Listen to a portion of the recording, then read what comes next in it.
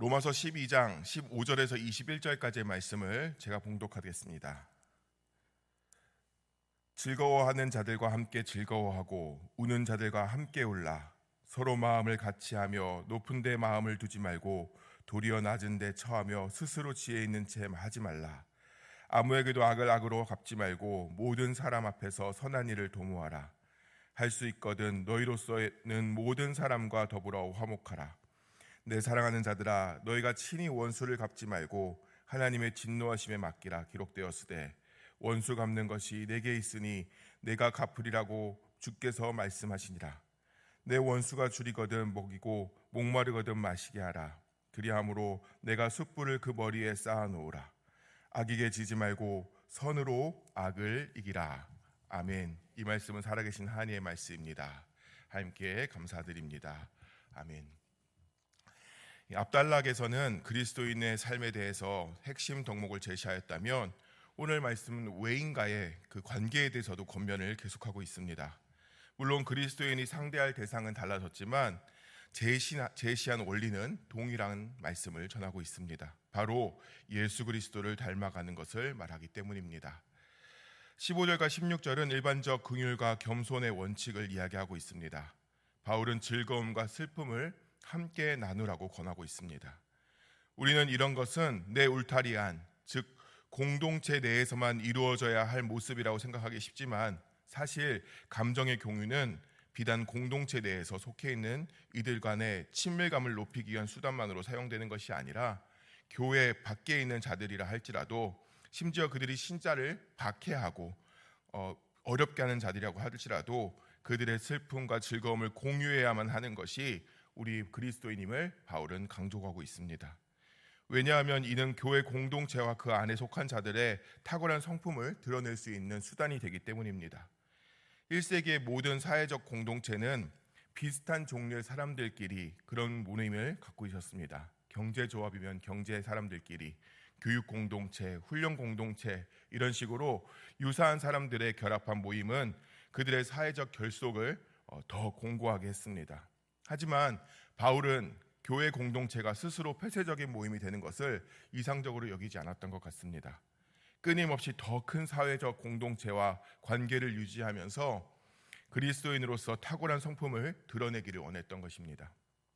그래서 세상의 사람들과도 삶을 공유하되 그곳에서 더욱 그리스도인으로서의 삶을 보여주기를 원했습니다. 그 방법이 바로 즐거울 때 함께 즐거워하고 우는 자들과 함께 우는 것이었습니다.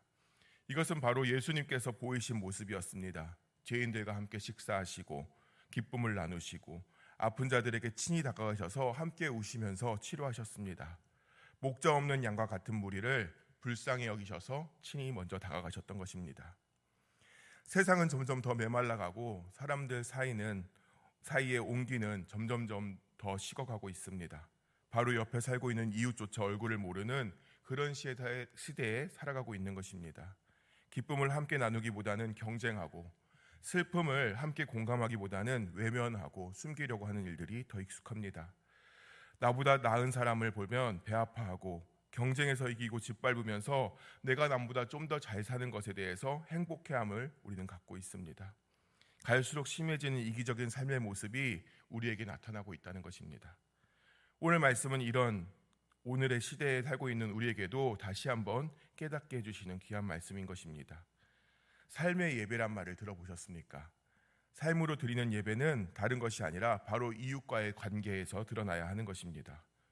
구원받은 자로서 우리가 어떻게 이웃에게 그 구원을 받은 삶을 나타내는가 하는 것이 바로 삶의 예배인 것입니다.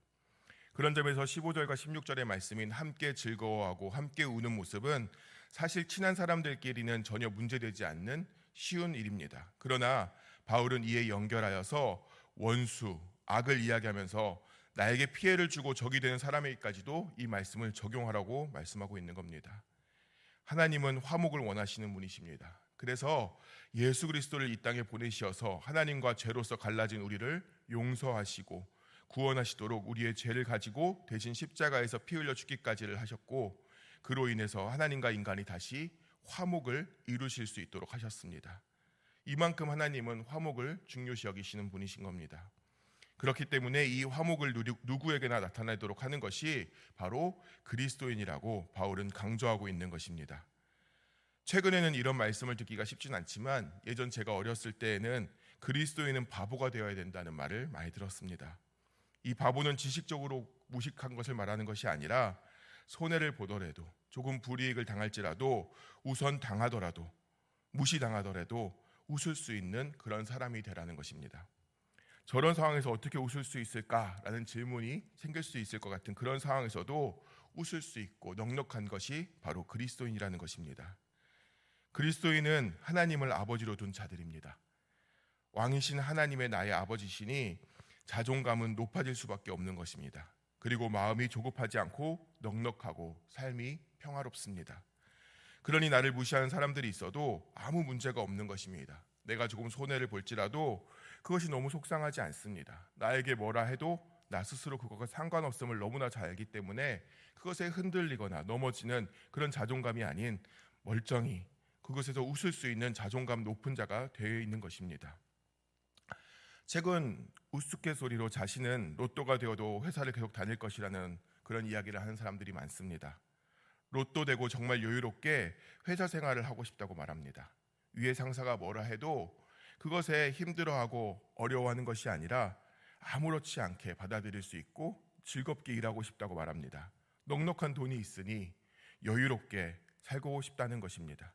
모든 일에 쫓기듯이 일하고 혹시 잘릴까봐 그렇게 걱정하는 그런 두려움으로 일하는 것이 아니라 언제든지 그만둘 수 있다는 그런 여유감으로 그곳에서 편하게 일해보고 싶다는 것을 말하는 것입니다. 마치 취미생활처럼 일하고 싶다는 말을 하는 것이죠. 이런 말이 왜 나올까요? 바로 여유롭고 싶다는 것입니다. 마음이 넉넉하고 싶다는 것입니다. 누가 뭐라 해도 나에 대한 자신감, 자존감으로 가득함으로써 이런저런 말들에 휘둘리지 않는 그런 사람이 되고 싶다는 사람들의 꿈인 것입니다. 그런데 그리스도인은 이미 그런 자들입니다. 왕이신 하나님이 나의 아버지시기 때문에 그런 존귀한 존재들로 서 있는 것입니다. 그래서 여유롭고 넉넉합니다. 자존감이 높습니다. 그러니 주변에 날 어렵게 하는 자들이 있어도 괜찮다는 것입니다. 흔들리지 않습니다. 날 어렵게 하면 나는 일러 바칠 분이 계시고 문제를 해결해 줄 수 있도록 맡길 분이 있습니다. 바로 아버지 하나님이시죠. 하나님은 문제가 생겼을 때 우리가 그 문제와 맞서 싸워 쟁취하기를 원하지 않으십니다. 하나님께 맡기고 화목하게 화평하게 지내면서 마음이 평안한지를 그런 삶을 원하시는 것입니다. 그냥 제가 말하는 것이 아니라 이 말씀이 바로 19절과 20절에 그대로 적혀 있습니다. 제가 19절 읽어보겠습니다. 내 사랑하는 자들아 너희가 친히 원수를 갚지 말고 하나님의 진노하심에 맡기라 기록되었을 때 원수 갚는 것이 내게 있으니 내가 갚으리라고 주께서 말씀하시니라. 아멘. 우리가 나서서 갚을 필요가 없다는 것입니다. 우리가 당한 거 하나님께 고하면 하나님이 갚아주시는 것입니다. 왜 그렇지요? 우리 아버지시니까요. 자녀가 누구에게 해코지 당하고 오면 가만히 있을 아버지가 어디 있습니까? 우리 아버지이신 하나님이 갚아주시는 것입니다. 그러니 우리가 할 일은 무엇이라고 가르치느냐면 20절에 나와 있습니다. 내 원수가 줄이거든 먹이고 목마르거든 마시게 하라. 그리함으로 내가 숯불을 그 머리에 쌓아놓으리라. 아멘. 화내고 원수를 갚고 그리고 억지로 참겠다고 그냥 모른 척하고 살아가는 것이 아니라 오히려 베풀라고 하나님은 말씀하십니다. 목이 마른 자에게 물을 주고 배고픈 자에겐 밥을 주라고 말씀하십니다. 그것이 그리스도인의 참된 모습이라는 것입니다. 그렇게 선을 행하면 오히려 상대가 양심의 가책을 느끼게 되고 회개로 이끄는 그런 사랑의 방식이 나타남을 하나님은 말씀하시고 있습니다. 이것을 성경은 숯불을 그의 머리에 쌓아놓으라 라고 표현하고 있습니다. 그 사람이 회개하여서 용서받는 것은 난 죽어도 싫어 라는 마음이 생길 수도 있습니다. 원수기 때문입니다. 저도 그런 마음이 없지 않아 있었기 때문에 그것이 틀렸어, 너는 잘못했어 라고 말할 수는 없지만 다만 이 모습이 바로 요나의 모습이었음을 우리는 기억해야 합니다. 요나에게 하나님께서 저 니느웨에 가서 회개하라고 전하라고 하셨을 때 요나의 모습과 결과는 우리는 너무나 잘 알고 있습니다. 누가 혼이 나게 됩니까? 바로 결국 하나님의 말씀을 따르지 않았던 요나가 혼이 납니다. 왜 요나가 혼이 나야 합니까? 저 잘못한 사람들이 더 혼이 나야 되는데 요나에게 하나님께서는 지적하십니다. 왜 그러실까요? 바로 아버지시기 때문입니다. 올바른 일을 하나님이 알려주시는 것입니다. 아버지께서 요나에게 알려주시는 것입니다. 자녀가 바른 길로 가기를 원하는 하나님 아버지의 마음인 것이죠. 니느웨는 회개를 해서 당장은 용서를 받을지 몰라도 결국 경고를 받은 것입니다. 한 번만 더 그러면 가만두지 않겠다라는 경고를 받은 것입니다.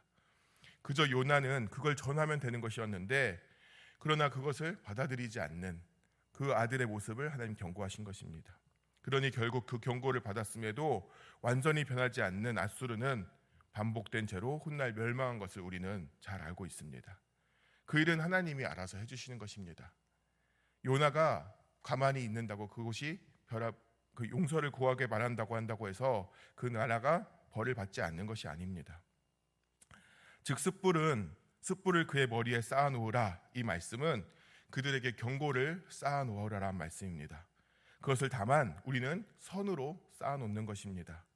그리고 하나님이 그 이후의 일은 알아서 하시겠다는 말씀을 전하고 있는 것이죠. 그러니 우리는 하나님 말씀에 순종하는 것입니다. 악을 선으로 갚으라, 이 21절의 말씀을 우리는 순종하며 살아가면 되는 것입니다. 마치 악을 선으로 갚는다는 것은 패배하는 느낌이 들 수도 있겠지만 하나님은 분명히 말씀하십니다. 악에게 지지 말고, 예, 맞습니다. 악으로 한 번만 져줘봐, 이런 뜻이 아니라 지지 말고 라고 말씀하십니다.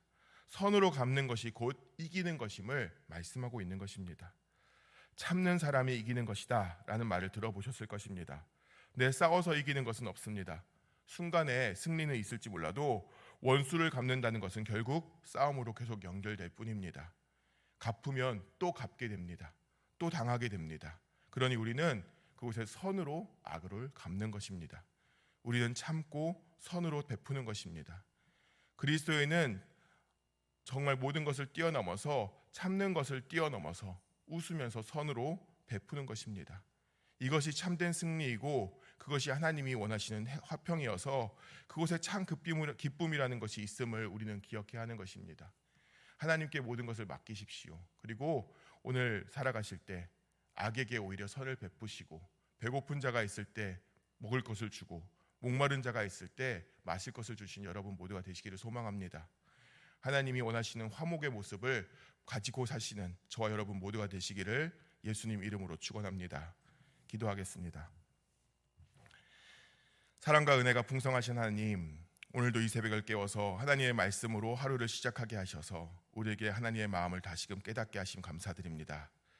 이제껏 그리스도인으로서 교회로서의 삶은 평화롭고 화평할지 몰라도 밖에서의 삶은 구별되지 못했음을 말씀을 통해 깨닫습니다. 주님은 우리가 예수님을 닮아 화평을 이루길 원하시고 그 삶의 모습이 우리의 삶에서 나타나 삶의 예배가 되기를 원하심을 다시금 깨닫습니다. 주님, 원수를 사랑하는 방법이 무엇인지를 깨닫게 하셨으니 우리가 주님의 뜻대로 행하고 살아가게 하여 주시옵소서. 그래서 하나님이 기뻐하시는 참된 자녀가 되게 하시고 이를 통해 주님께서 영광을 받으시옵소서.